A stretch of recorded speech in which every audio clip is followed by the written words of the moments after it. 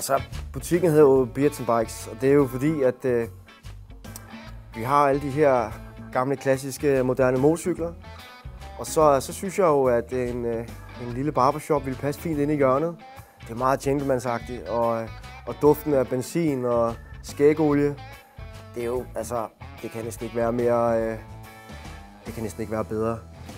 Jamen, det der gør den her butik fuldstændig anderledes i forhold til, hvad man ellers kan møde rundt omkring, det er, at herinde, der sælger vi ikke først og fremmest motorcykler, vi sælger eventyr, vi sælger stemning, vi lader folk hvile i det her med at sætte farten ned, det her med, at tingene ikke behøver at være så super dyrt og indviklet.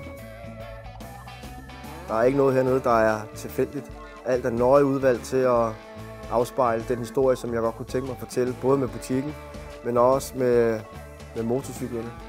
Hernede hos Beards & Bikes, der handler det mere om at komme ind og få en oplevelse og en hyggelig tid. Altså, det er helt fint at komme forbi og drikke noget kaffe og egentlig bare fortælle historier og være her. Og det drejer sig om at formidle vores eventyr til hinanden.